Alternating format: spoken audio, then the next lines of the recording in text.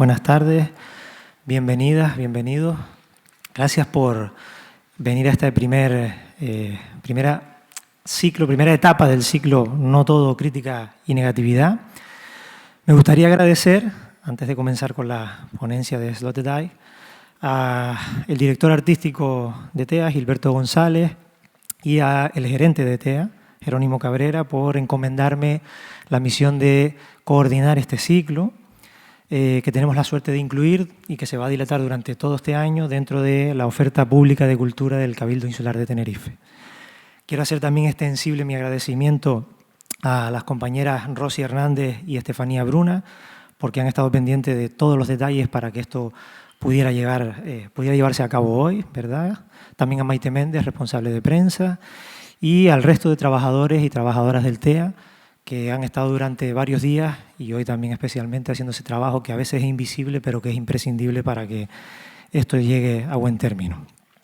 Nuestra gratitud también, como no, a Beatriz y a Peter Sloterdijk por acompañarlos en el día de hoy. Saben que la ponencia que va a dar el compañero Peter se llama Sistemas inmunológicos y crítica sobre la negatividad entre naturaleza y cultura. Y es una obra que se enmarca directamente como una especie de línea temporal a lo largo de su pensamiento, ¿verdad? En su ópera prima, en Crítica de la razón cínica, Sloterdijk ya advertía de cómo nuestra perspectiva, las sociedades contemporáneas, nuestra perspectiva de la realidad, eso que normalmente desde la teoría crítica y desde una larga tradición de las ciencias sociales se suele denominar como ideología, ¿verdad?, era normalmente asumido como una manifestación de falsa conciencia, ¿verdad? Sin embargo, Sloterdijk nos advierte que esta falsa conciencia ya no funciona en las sociedades contemporáneas, que está dejando de funcionar. De hecho, lo que plantea en esta ópera prima y que ha seguido en buena medida el rastro de ese planteamiento en muchas de sus obras, es que lo que estamos viviendo en realidad es en un escenario dominado por una suerte de razón cínica. Una razón cínica que se opondría directamente a la razón idealista que la filosofía idealista como tal habría planteado a lo largo del tiempo. Sloterdijk plantea, de hecho citando sus propias palabras, que esta razón cínica se puede resumir en el siguiente axioma, ¿verdad? Muchas veces sabemos lo que hacemos y aún así lo hacemos. Y esta máxima puede decirse que aplica en la mayoría de los regímenes de verdad que funcionan y organizan nuestro mundo, empezando por las propias políticas del conocimiento que nos envuelven a todas y todos, las políticas de la memoria, las políticas sobre la vida, especialmente en momentos como este, ¿verdad?, atravesando una pandemia. En cualquier caso, Sloterdijk también nos muestra cómo en lo que él llama además el mundo interior del capitalismo actual, cada vez tiene menos peso esta ilusión narrativa de que parece posible reducir nuestra experiencia a una esfera, ¿verdad?, de pretensiones totales. A través de esta idea, ¿no?, que es la que vehicula su obra maravillosa Esfera, su trilogía, ¿verdad?, se podría decir que aparecen figuras que sirven para determinar esta visión de la sociedad como una clara apuesta del autor por una fenomenología del espacio. Fíjense que hay alegorías que utiliza el autor, como por ejemplo la de nuestro sistema inmune, que sirven para, de alguna manera, alertar sobre ese falso confort en el que nos hemos instalado a partir de estas concepciones sociales de la totalidad. Y estas concepciones, además, se transfieren específicamente en ideas de civilización que han demostrado estar, pues, de alguna manera, en una situación de perennidad, ¿no?, de caducidad. Por ejemplo, y esto lo muestra claramente en su obra, la propia idea de la civilización europea, ¿verdad? Estamos en una era en la que somos más conscientes que nunca a nivel social de que nos estamos asomando a un amplio espectro de amenazas, ¿verdad? Amenazas como la que supone, pues, la política melodramática, las intoxicaciones mediáticas a las que estamos expuestos, la devaluación de derechos fundamentales y el riesgo cierto, además, de guerras inéditas, de un aumento atroz, ¿verdad?, de las desigualdades sociales, la incidencia de plagas microscópicas o la irreversibilidad de la tragedia climática. En este contexto yo creo que es más imprescindible que nunca pensar más allá de esas fronteras totalizantes para poder ser capaces de mirar fuera del campo de gravedad de esa totalidad inútil. En definitiva, para empezar a pensar desde el no todo, que da título además a este ciclo de conferencias. Por eso Sloterdijk es un invitado de lujo para abrir este programa de pensamiento crítico. Ya saben, es catedrático de Estética y Filosofía en la Universidad de Karlsruhe, es autor de obras imprescindibles como, por ejemplo, Venir al mundo, venir al lenguaje, Si Europa despierta, El desprecio de las masas o Muerte aparente en el pensar. Y su trabajo es un planteamiento constante de nuevos interrogantes y una búsqueda por aventurarse a dar nuevas respuestas a los problemas que sacuden nuestro mundo. Además, es un pensamiento orientado a tratar de esclarecer la complejidad de nuestra propia experiencia contemporánea como seres que nos alongamos constantemente al vértigo de mirar frente a frente a la ontología humana. Por eso los invito, guiados por la palabra viva de Sloterdijk, a realizar esta travesía urgente en la mañana de hoy. Gracias.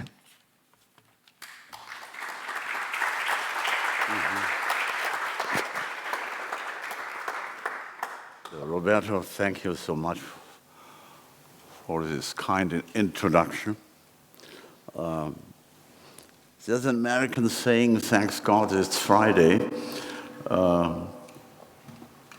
It is a sigh of relief of all those who have spent the whole week working. And Friday evening is the beginning of the freedom experience.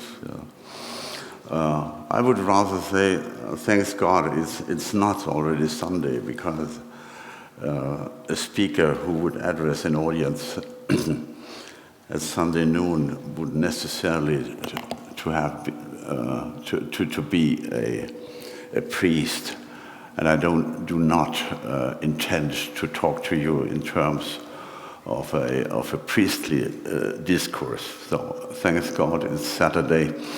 And what I have to tell you in the next couple of minutes will be a quite prosaic meditation about what it means in our days. Los siguientes momentos voy a ofrecer una pequeña meditación sobre lo que significa.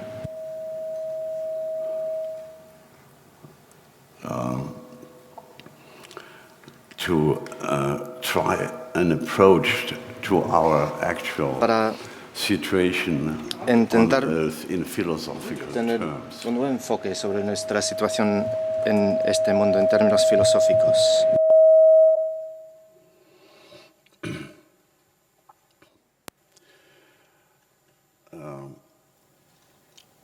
I'm not sure if everybody among you No sé familiar si with the famous alguien entre ustedes Hegelian ya conoce el axiom hegeliano to his philosophy que viene de la of rights, introducción a su filosofía sobre los derechos que publicó en 1821. where he says Dice lo siguiente, owl of Minerva que el búho de will start Minerva its flight only emprenderá su vuelo solamente en el ocaso de la tarde. to say with his famous Y realmente lo que quiso decir con esa fórmula tan famosa es que quality la calidad reconstructora del pensamiento filosófico, philosophy is never la filosofía no tiene que ver con la anticipación en su definición más clásica. always the sign Siempre es una señal reality has come de que una forma antigua de la realidad se cumple, of reality que esa forma antigua de la realidad ya no tiene futuro philosophy significativo. Por tanto, la filosofía les puede what has happened dar la verdad absoluta sobre lo que ya ha pasado, con lo cual la filosofía en su definición más clásica, según Hegel, es past oriented form una forma of thinking, orientada al pasado del pensar, being and having been y de pensar y de ser y de haber sido. Eso realmente significa siempre lo mismo. when En nuestros días, new en nuestra actualidad. Cuando intentamos dar sentido a esa actualidad, seguimos filosofizando, pero lo que tenemos que hacer es evadir ese pasaje tan fatídico de Hegel. Eso quiere decir que tenemos que buscar una nueva forma de pensar para poder abrir un nuevo campo de reflexión.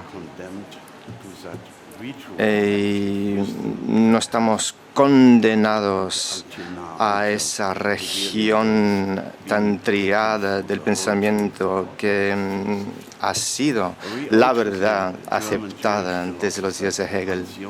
Hans Jonas, un filósofo judío alemán, que durante la segunda parte de su vida vivió en el exilio en Estados Unidos,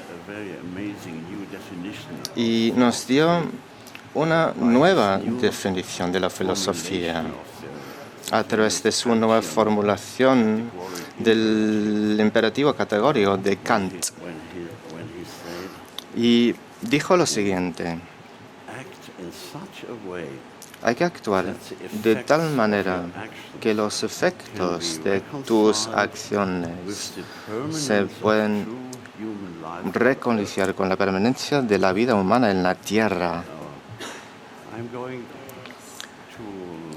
Y voy a hacer un esfuerzo ahora para explicar el porqué de esta frase tan aparentemente inocua.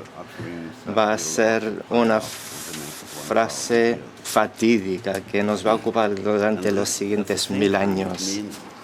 Al mismo tiempo, significa que el filósofo y la filosofía ya no es una actividad reiterativa, no filosofía hablando en términos éticos o en términos filosóficos. Básicamente vamos a seguir buscando lo que viene en el futuro, el comportamiento. Y dentro de este campo del comportamiento humano va a ser imposible saber lo que va a venir en el futuro, porque ya no llega, ya está dicho, y hasta la fecha ha sido imposible expresar esa realidad.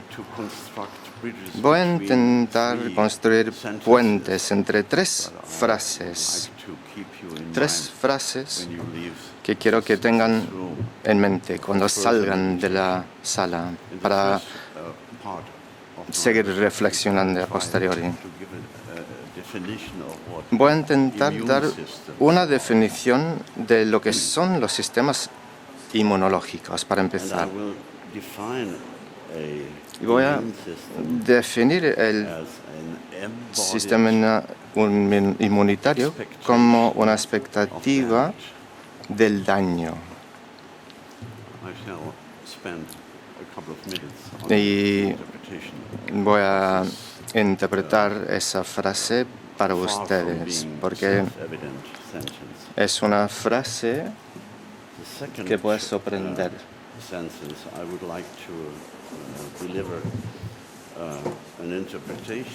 También me gustaría intentar ofrecerles una interpretación que tiene que ver con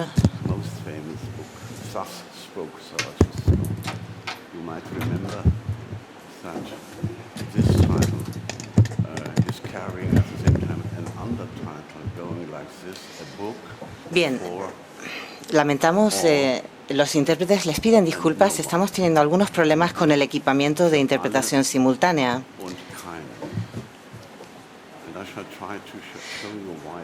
Bien, proseguimos.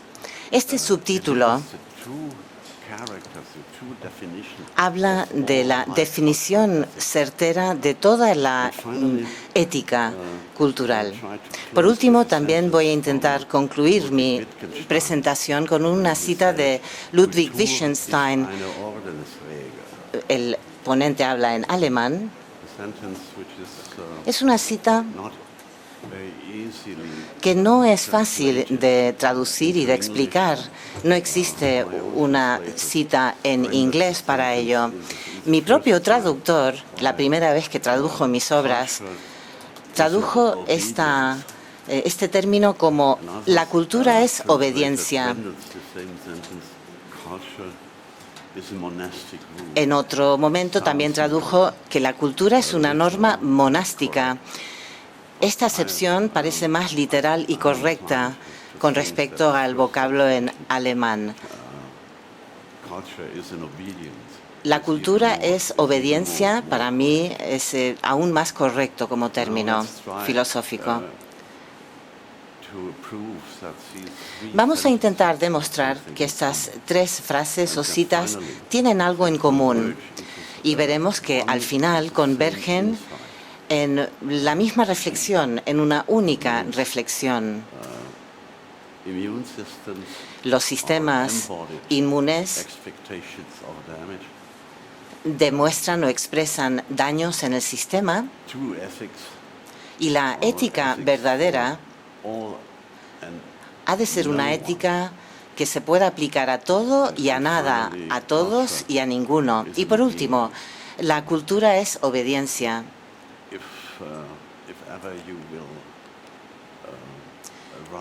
Si llegan ustedes a ese momento en el que vean y comprueben que estas tres frases están interconectadas, me imagino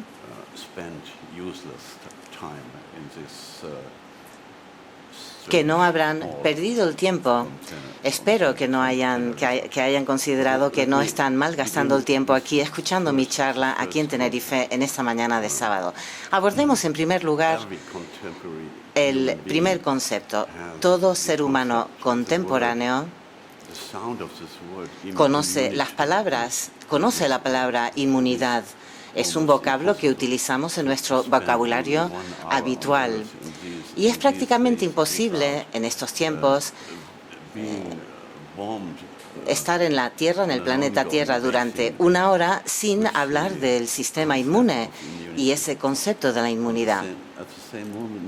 Al mismo tiempo, nadie sabe con certeza qué es la inmunidad, de dónde viene y por qué hablamos tanto de la inmunidad cuando queremos abordar esa capacidad que tenemos los seres humanos de mantenernos sanos y saludables frente a esos pequeños invasores, esos pequeños microbios que han decidido atacarnos y socavar nuestra vida, nuestras vidas, nuestra forma de vida, destruyendo así también nuestra capacidad de seguir adelante en la vida y de mantenernos en la vida. Bien, el concepto del immunitas data de la ley romana, del derecho romano. No se trata de un término biológico o una invención biológica. Todo se lo debemos al derecho romano, a los primeros juristas romanos que entendieron que para poder vivir en un estado de derecho, en una sociedad humana, es imprescindible estar preparados para entender, por ejemplo, que los seres humanos cometen crímenes y delitos contra sus congéneres.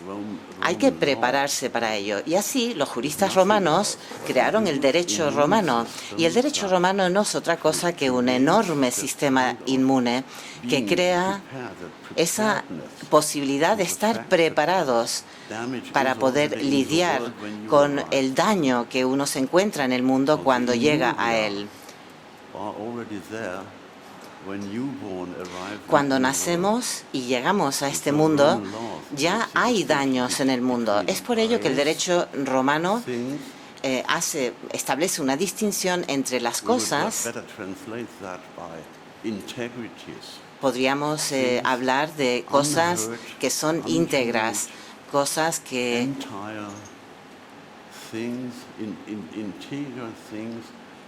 son íntegras.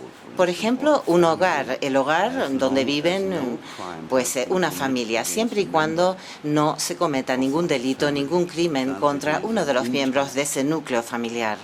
En ese caso, estaríamos hablando de esa cosa intacta, algo que no se ha escuchado.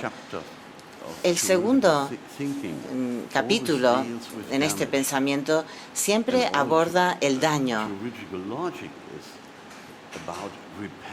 Y la lógica establece que hay que reparar esos daños. Así que cuando se inventó el sistema inmune, y lo que yo llamo el coinmunismo, no tiene nada que ver con la biología. Este es un malentendido de nuestra época moderna, sobre todo en las últimas décadas del siglo XIX. Bueno, los biólogos empezaron a estudiar la vida de los microbios, como Louis Pasteur en París o Robert Koch en Berlín, en la famosa clínica Charité. Bien, pues estos investigadores descubrieron la realidad de la vida microbiana, y a fin de describir las influencias que ejercen estas formas de vida microbiana sobre otros organismos, pues tomaron prestado el término jurídico en latín de inmunidad para poder describir lo que estaban estudiando y para intentar describir lo que ya tienen los cuerpos humanos de serie cuando nacen. A la hora de intentar definir cómo vamos a luchar contra estos invasores microbianos, pues necesitamos evocar el sistema inmune. Pues en la naturaleza también ocurre. Hay que estar preparados para lidiar contra los daños externos, pensando siempre, como harían los juristas, en el problema del crimen, del delito. A finales del siglo XIX, nuestros amigos, los biólogos, los naturalistas, empezaron a explicarnos que todo lo que damos por hecho, pues tenemos que mirarlo, porque la vida supone una capacidad innata para reparar los daños que nos afectan y que nos afectan en nuestras vidas, y que en muchos casos son amenazas, como digo, microbianas, pequeñas, pequeñísimas, ínfimas formas de vida que invaden nuestros cuerpos. Así que, en términos generales, la inmunidad significa que la vida solo puede tener lugar, continuar y florecer si existen sistemas lo suficientemente robustos y que ya están preparados, están listos para actuar contra ese daño que encontramos en el mundo. En otras palabras, estar presentes en el mundo, y aquí aprovecho la fórmula famosa de Heidegger, decía que estar en el mundo significa estar preparados, estar listos para corregir los daños que puedan afectarnos desde el nivel de la microbiota hasta el nivel más alto de crímenes, de delitos y de belicosidad, de guerra. El estar preparados en estos tres niveles significa que entendemos bien lo que suponen los sistemas inmunitarios.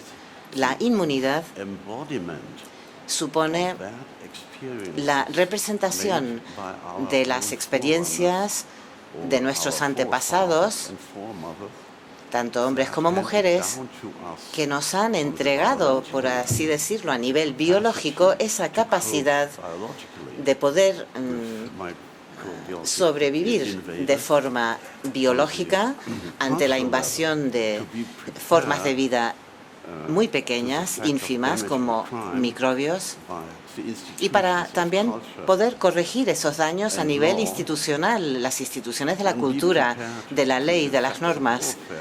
También estar preparados ante situaciones de guerra. ¿Cómo hacerlo? Pues transformando los cuerpos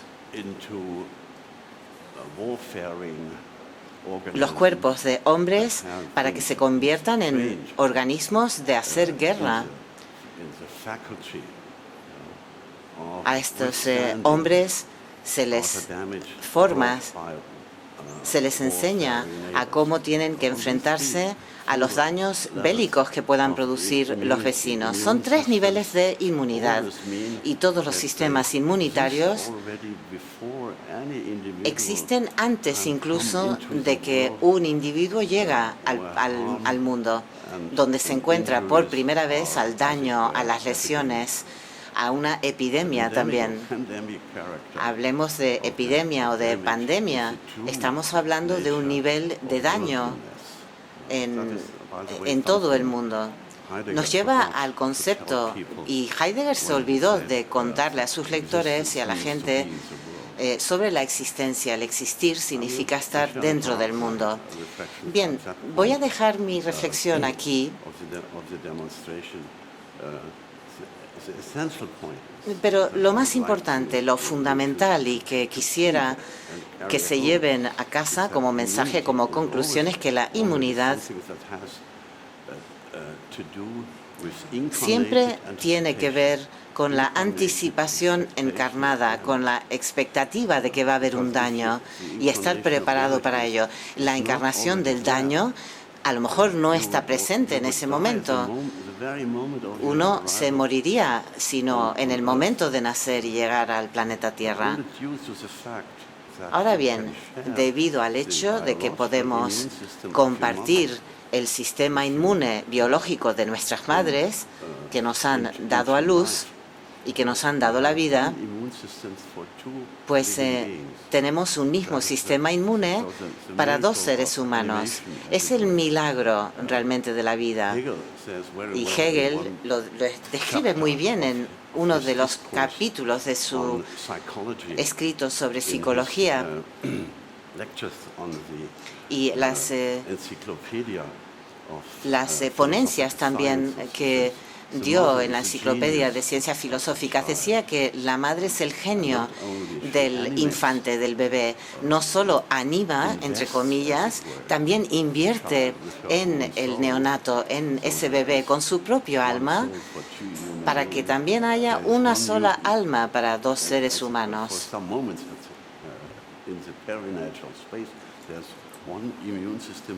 Podemos decir que hay un solo sistema inmune, y una sola alma para 2 seres humanos. Convertirse en ser humano supone también construir la propia inmunidad, el propio sistema inmune de uno. Y para llegar a la edad adulta como ser humano, supone que vamos a abordar el arte de la supervivencia como unidad cultural para lograr la cohesión cultural. Y lo haremos convirtiéndonos en un miembro de nuestra propia cultura. Y esto es lo que Wittgenstein quería decir en esa frase tan peculiar de Wittgenstein, que decía que hay que ignorar que la cultura sea una norma monástica o que la cultura es obediencia. A lo mejor se sentirán ustedes algo, pues en fin, confusos con que este autor escoja términos, digamos, religiosos para hablar de la cultura en general. ¿Y por qué lo hace? Se preguntarán ustedes. Bien, pues, porque como miembro de la burguesía vienesa a finales del siglo XIX y a principios del siglo XX, él entendió que la cultura no solo tiene que ver con lo que ocurre o con lo que hacemos al visitar un museo o cuando vamos a la ópera o al teatro.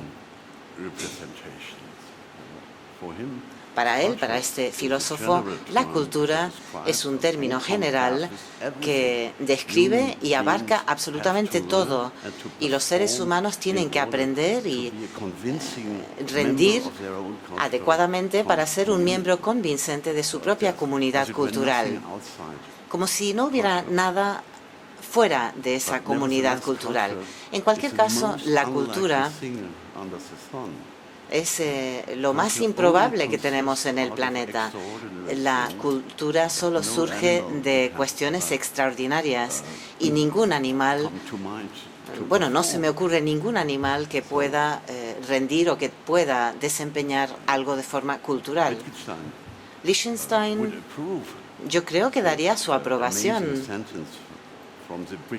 a esa cita célebre del biólogo británico Richard Dawkins, quien describió la naturaleza de la evolución como algo que se puede comparar con el alpinismo. Porque vivir en evolución significa escalar montañas imposibles, alcanzar cimas imposibles. La cultura es algo que se sitúa en la cumbre de una montaña, en el pico. Y para convertirnos en el miembro de una unidad cultural, supone convertirnos en alpinistas, en escaladores, para poder ascender esas cimas tan improbables. Es por ello que Liechtenstein apunta a ese término de cultura como obediencia o como norma monástica, puesto que no hay nada más artificial, nada más improbable, no hay nada más poco natural o antinatural que una norma monástica. Vivir bajo la norma monástica significa que la naturaleza prácticamente queda abandonada del todo y se la sustituye por normas artificiales que se tienen que cumplir a fin de que la unidad cultural pueda mantener su existencia y pueda seguir viviendo. Es por ello que la cultura se puede definir como una forma de obediencia. Es tan poco probable como lo es la vida monástica. Incluso la vida mundana, la vida cotidiana, nuestra vida mundana y cotidiana también es muy poco probable, al igual que la vida bajo normas monásticas. Y esto también explica el por qué la cultura siempre está en peligro de extinción y amenazada por su propia entropía, amenazada por su propia inclinación al abandono y abandonarse y entrar en un aspecto negativo, poco natural. Cuando uno dice, bueno, voy a soltarme el pelo, voy a dejar de ser obediente culturalmente, uno puede convertirse nuevamente en un animal y situarse a extramuros de la norma, de las normas, en ese dominio de absoluta improbabilidad que es al final la esencia de la existencia cultural. Y por último, permítanme comentar algunas reflexiones sobre el trabajo de Nietzsche. Dios habló con Zaratustra, un libro para todos y para nadie. Yo tengo la siguiente, la siguiente asunción. Cuando Nietzsche descubre realmente lo que entraña, lo que supone la ética, descubrió él que la ética no solo significa que uno va a seguir las reglas y cumplir con las reglas de una cierta cultura, no solo para repetir los comportamientos de nuestros ancestros y antepasados, y ellos a su vez con respecto a sus ancestros y antepasados. Y en un momento dado de la historia de la humanidad vamos a suponer que hay un eje. Karl Jaspers describió ese eje en su célebre libro también sobre el origen y el objetivo de la historia, publicado en 1949. Él habla de lo que llama el momento del acceso. Según él, es un fenómeno que ocurre de forma simultánea en China, en la India, en Persia, en Grecia y en otros lugares. Y de repente, en unos 300 años, un tiempo muy corto, en todos los lugares del planeta, él arguya, aparecían nuevos sistemas éticos muy exigentes que iban mucho más allá de todo lo que se había hecho o todas las normas tradicionales, culturales, de todo lo que se había exigido de los miembros en anteriores épocas. De repente, al igual que una explosión, esas demandas morales empezaron a invadir la vida humana y supuso una catapultó a todo ello a formas de vida que no se habían experimentado anteriormente.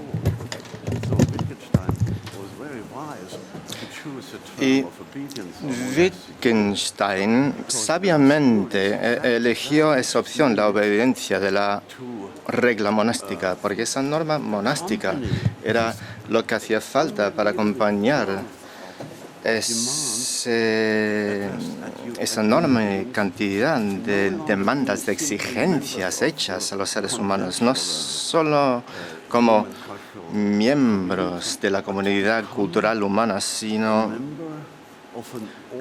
para llegar a ser parte como miembros de un orden que solo se define a través de esa norma, esa regla de la ética cultural.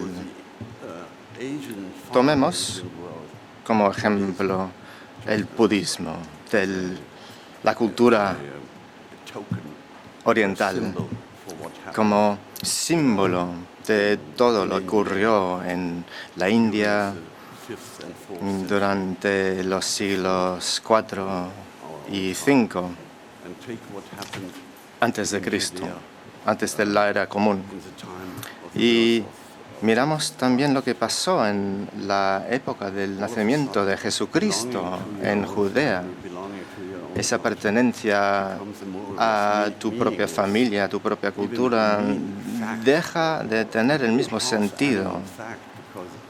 Y es un hecho cuasi animal, porque si no perteneces a una comunidad espiritual que se crea de nuevo en ese momento, incluso para ser un ser humano, eso deja y pierde su significado, porque estamos de repente hablando de una ética nueva para todos y para nadie. Todo lo que ha enseñado hasta ese momento deja de tener sentido.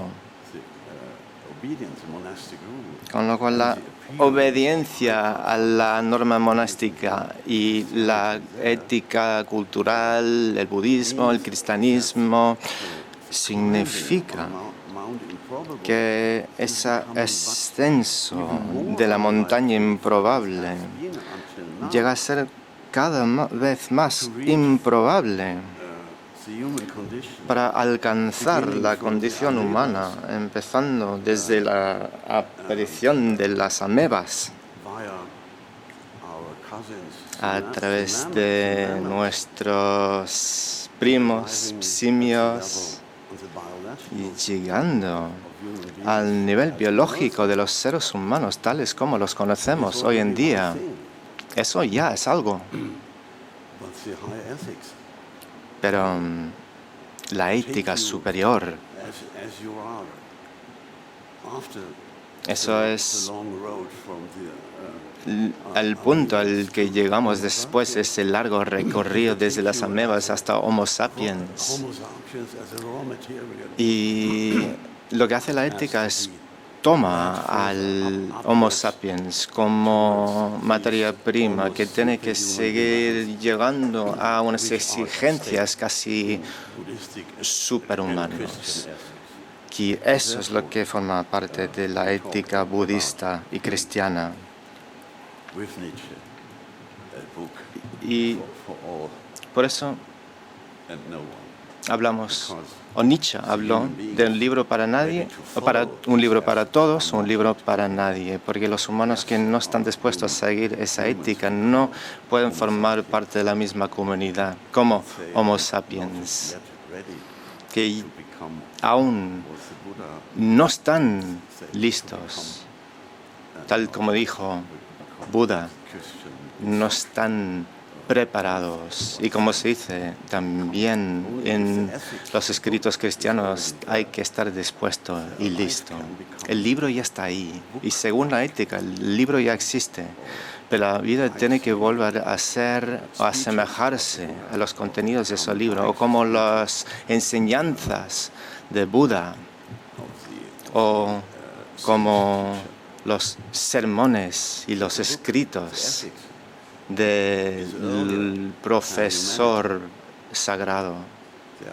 Con lo cual la ética está allí y aún no se ha llegado a ese nivel de ética. Y quizás estén familiarizados con esa idea. Si están leyendo su autor favorito, puede ser Nietzsche, puede ser Che Guevara, que hay esa comprensión de que la audiencia ya no existe, solamente llegará a tener audiencia al haber leído los escritos de los profesores. Y eso es la esencia de lo que puede ser la filosofía en el futuro.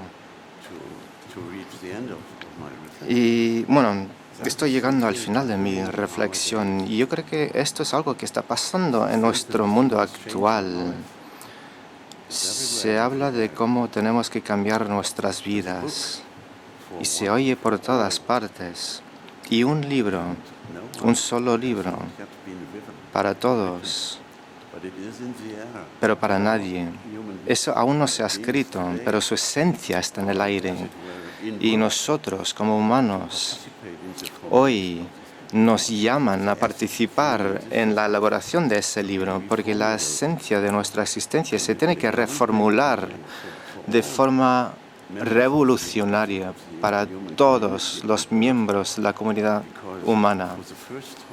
Porque por primera vez nos enfrentamos a un desafío moral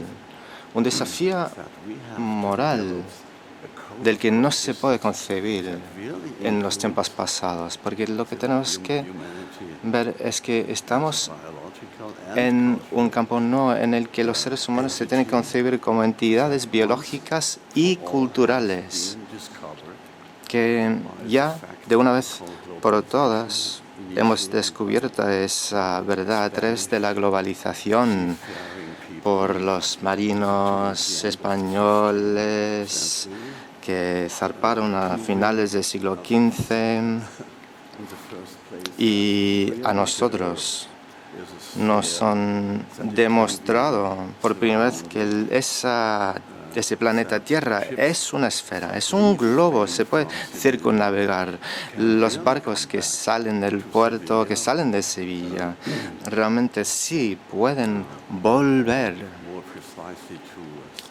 o más bien dicho, pueden dar la vuelta al mundo para llegar a Sanlúcar de Barrameda, que realmente era el puerto de Sevilla, hacia finales del siglo XVI. Y era un marino portugués, Sebastián Elcano, que recibió un encargo a través del rey español, que le dio ese encargo, y por primera vez primus circunditi se escribieron. O sea, era un marinero que recibió ese título honorífico. Primus me secundaristi era su lema. Y realmente lo que pasó en este momento era que se decía a ese marino tú eres de la tierra. Circundare es la palabra del latín. Entonces lo que decía ese escudo era: tú eres el primer marino que has dado la vuelta del mundo, que has podido circunnavegar. Y realmente es curioso porque es una palabra que viene del latín, pero los romanos nunca concebieron el hecho de que el mundo podía ser una esfera y que se podía circunnavegar esa esfera. Por eso ese verbo, circundare, que es una palabra que viene del latín, realmente era la primera víctima de la globalización, porque tuvo que pervertirse, tuvo que cambiar para que fuera un verbo transitivo. Primus mexicum delisti. Eso quiere decir que la Tierra habla, planeta Tierra habla a un navegante ibérico que fue la primera persona en lograr esa hazaña, que dio una vuelta entera sobre ese globo, planeta Tierra. Y estamos aún viviendo las secuelas de ese primer circundatio, esa primera circunnavegación de la Tierra. Y yo creo que estamos todavía dentro del alcance de ese primer viaje alrededor de la Tierra, ¿no? Y luego vimos el viaje de Magallanes. Y eso realmente forma parte de nuestra educación como seres humanos. Bueno, así que termino con esta reflexión. Estamos viviendo en tiempos revolucionarios. La ética para nuestros tiempos está aún sin aclararse del todo. Estamos hablando de la ética verde, pero eso no es suficiente para nosotros. Eso queda claro. Y creo que tiene su valor como primer paso hacia un nuevo código para todos y para nadie. Y cada ser humano hoy en día está totalmente libre de seguir las enseñanzas de Buda, de seguir el Evangelio. Y seremos, como seres humanos, los primeros lectores de ese libro que está aún por escribir. Un libro de cooperación entre los humanos y entre generaciones para llegar a la ética de la coexistencia para la humanidad.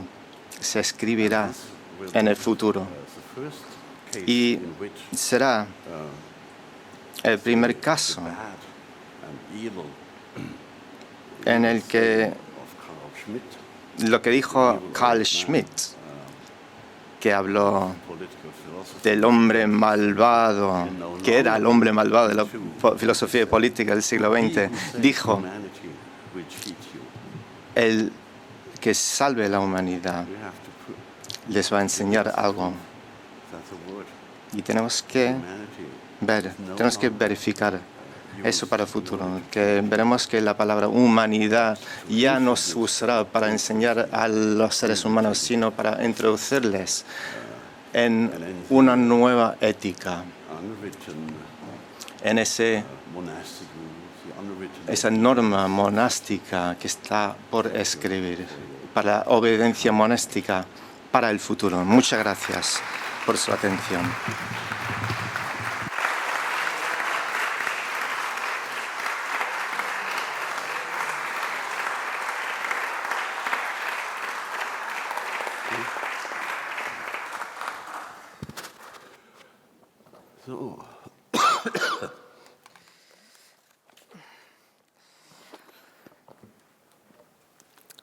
Bueno, sí. Gracias, Peter, por esta interesante... I have to put on my earphones. Conéctate.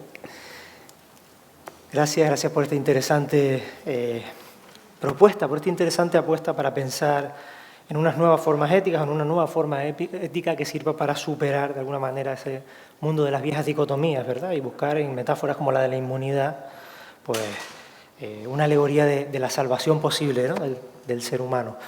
Vamos a abrir, si les parece, un turno de preguntas, ¿de acuerdo? Vamos a tratar de que participe el mayor número de personas y para lograr esto lo que les voy a pedir, por favor, es la máxima brevedad que puedan a la hora de formular sus planteamientos.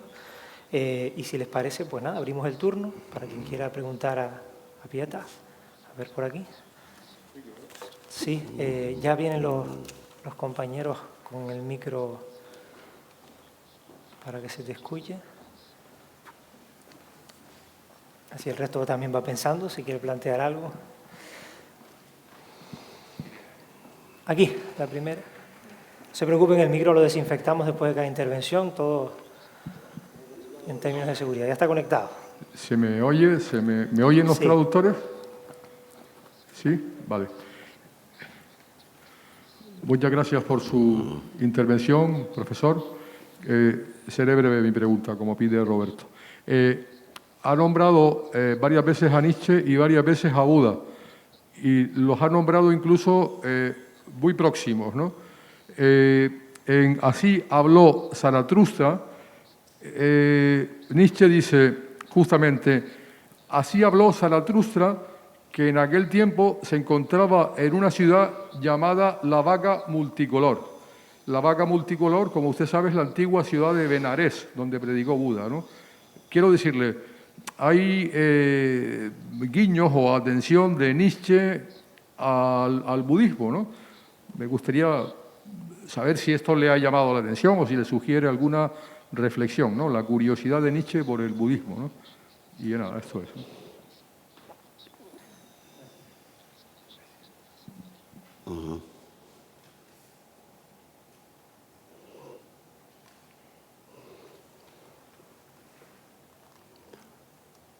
Yeah, Nietzsche, wait a second, I have to take a...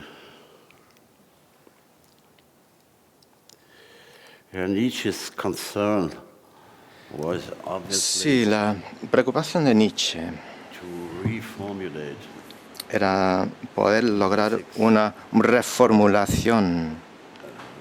an epoch in human Quería evolution. reformar la ética para una época dentro de la evolución humana, No longer only be the continuation porque no podía ya ser la continuidad of the old ascetic del ascetismo antiguo, de los valores ascéticos de antaño, throughout the span of time of 2000. lo que había predominado durante esos 2500 años de la historia humana. You might remember the famous passage Igual ya conocen in ese Gay Science texto when famoso en la ciencia alegre, seen cuando dijo: from outside visto desde fuera, as visitors from a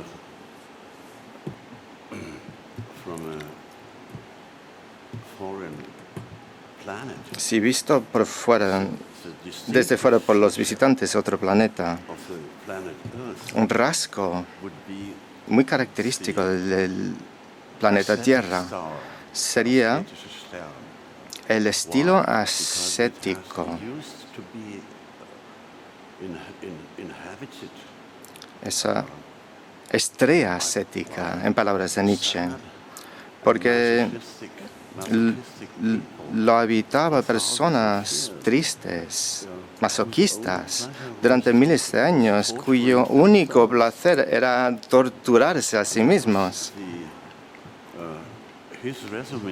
Y eso era como Nietzsche veía a la ética budista y cristiana, porque era una ética de la negación de la vida y del mundo.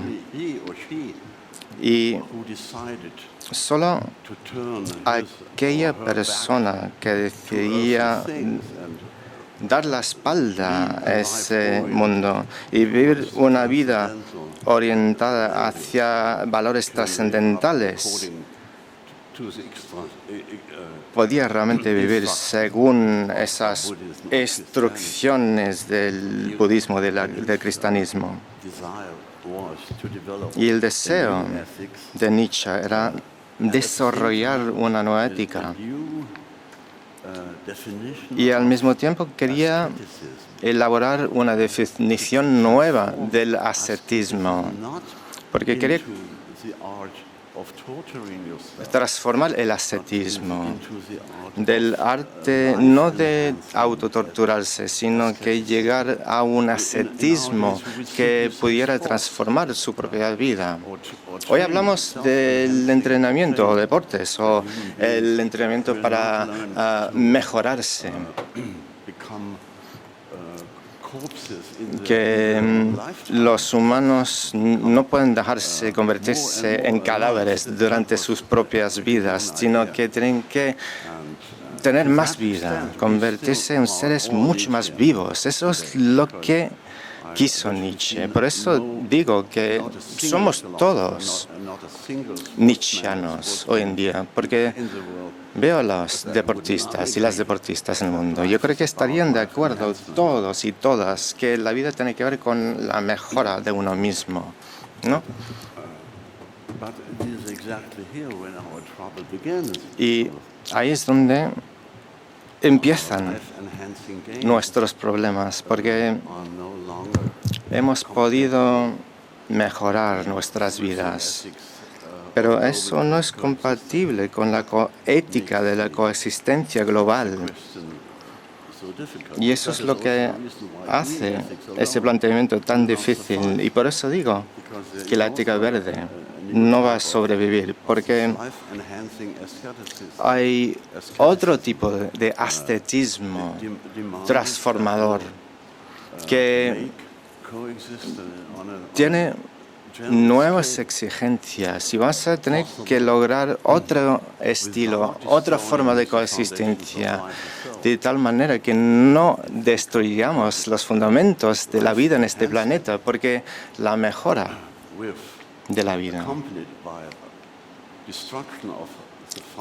acompañada por la destrucción de los fundamentos de la vida, es una contradicción en sí mismo. Con lo cual, esos conceptos de la ética verde, del ascetismo, no van de la mano realmente en este mundo en el que vivimos hoy en día. Y yo no creo que haya un nuevo Nietzsche para el futuro próximo. Espero que, poder haber contestado bien su pregunta. A ver, por aquí, por favor.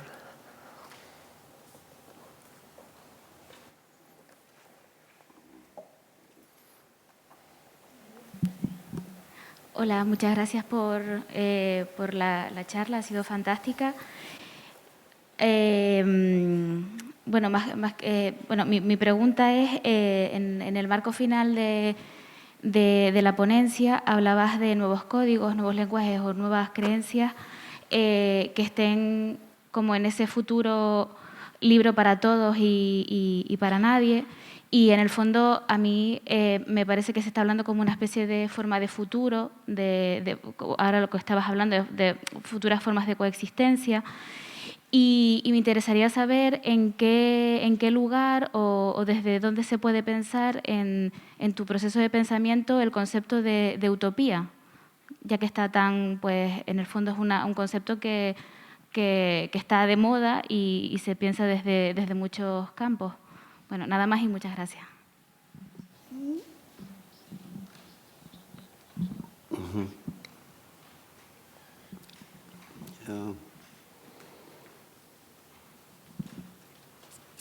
Yeah, I must confess that Bueno, tengo que confesar que todavía tendría que reflexionar mucho sobre esta pregunta.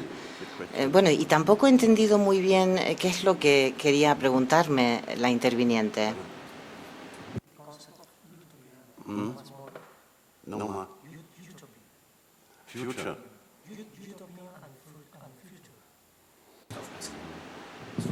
I'm sorry, I can't do it. El profesor lamenta no poder hablar de la pregunta que se ha planteado sobre el futuro y dónde encaja la utopía, este concepto.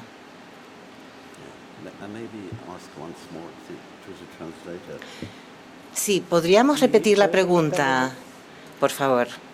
Si la interviniente pudiera volver a formular su pregunta.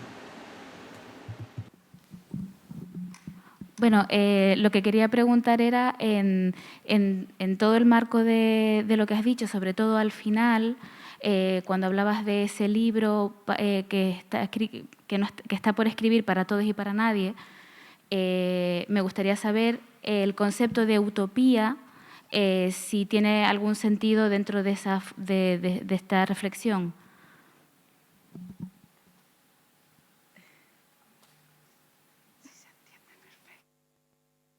Sí, ya. Sí, perfectamente, le he entendido perfectamente. Sí, hablábamos de utopía y de ese libro que está aún por escribir. El aspecto utópico es inherente a la ética.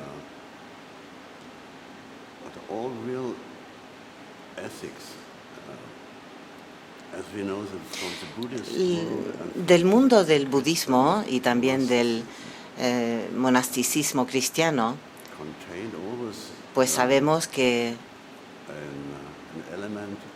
siempre había elementos de comportamientos acrobáticos. Yo lo llamo así, comportamientos acrobáticos, que podemos observar también en la época actual, especialmente cuando nos sentamos delante de la televisión a ver los Juegos Olímpicos. Lo vemos de forma creciente. Vemos como atletas y deportistas se van transformando, se transforman y se convierten en acróbatas, y sus existencias son acrobáticas también. Bien, el aspecto de la utopía se ve totalmente absorbido o se ve absorbido en esa performance imposible. Yo creo que no hay utopía fuera de lo que es la vida del atleta. El comportamiento utópico ya está encarnado en esa performance acrobática del deportista. No existe ningún otro mundo a descubrir. Ese es el problema que tenemos los seres humanos. Nos preguntamos, ¿nos podemos escapar del planeta Tierra? Y esa sería una utopía. La utopía sería un tercer o cuarto planeta, aparte del planeta Tierra. El primer planeta, el planeta Tierra, como primer planeta habitado, ya no cuenta con una dimensión utópica en términos geográficos. Por eso todo ello se consideraba que era utópico. Y entonces, bueno, hay que intentar volver a incorporar en el comportamiento humano la importancia del deporte en la vida contemporánea, porque el deporte demuestra, es prueba evidente de que la existencia acrobática sí es posible, y escalar montañas sigue siendo la esencia misma de la evolución normal de la cultura. Solo existen dos vías de cara al futuro. O bien vamos a tener que sustituir la dimensión utópica perdida, formación y tecnología. La formación, puesto que encarna lo imposible, y la tecnología supondría pues la improbabilidad o la posibilidad o no de materializar la tecnología. Bien, pues son dos dimensiones del futuro que están totalmente abiertas. No conocemos, no sabemos en qué se pueden convertir los seres humanos en el futuro y qué podrá hacer la tecnología en ese futuro. Esto nos lleva de vuelta a Spinoza, y a su concepto muy básico. Él decía que nadie ha podido jamás decir o explicar hasta qué punto puede llegar el cuerpo humano. Y esto es absolutamente cierto. Y lo ha sido en siglos pasados y lo será en los próximos siglos. Creo que habrá respuestas sorprendentes a estas preguntas en el futuro.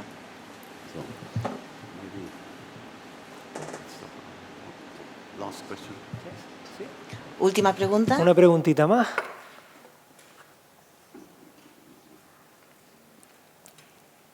¿Alguien más que se anime con una pregunta?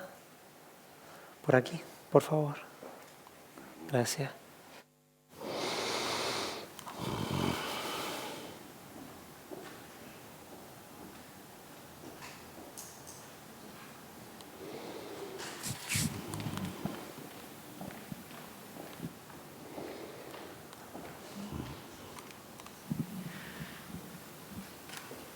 A mí me ha hecho reflexionar un poco el concepto del sistema inmunológico trasladado fuera de la biología en cuanto a la sociedad, porque me lleva un poco a pensar que nos prepara, lo que ha dicho el profesor, que nos prepara para lo que vendrá, para las amenazas externas, y no sé si él considera que esto puede instaurarnos en un estado de ansiedad como sociedad, que es el concepto básico de, pues sí, de la ansiedad, ¿no? El miedo a lo que vendrá, el estar preparados para todo. No sé si igual esto, el ser demasiado conscientes de esto, se nos puede ir de las manos y eso, instaurarnos en, pues eso, en el miedo al que vendrá, en la ansiedad y en todo esto. No sé qué es lo que opina él, quizá. Gracias. Yeah.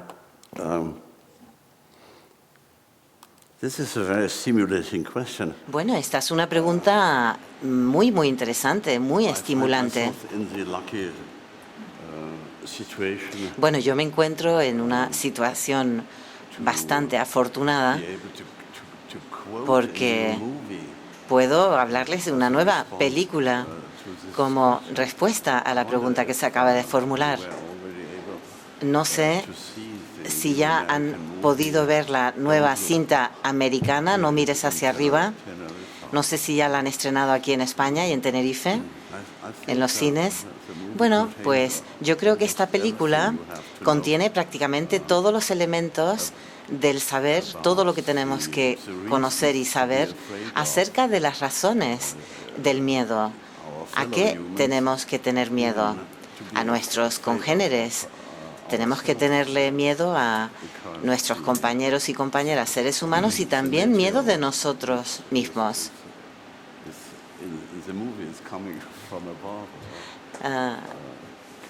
La película que habla de un meteorito que va a atacar o que va a colisionar contra el planeta Tierra. Nosotros también somos meteoritos y también estamos en esa vía de colisión con la Tierra, antes o después. Y por último, tendremos que decidir alzar la mirada y mirar hacia el cielo o también mirar hacia adentro. Mirarnos hacia adentro es el primer paso hacia la coautoría de este libro que hemos de crear y que queda por escribir. Ese libro sobre esa nueva humanidad que podrá finalmente poder ejercitar esa obediencia de la que se hablará en el libro. Si les parece, concluimos aquí la conferencia. Muchísimas gracias por su asistencia y los emplazamos a un próximo evento del ciclo No-Todo. Gracias y pasen un buen fin de semana, buen sábado. Gracias, Fiota.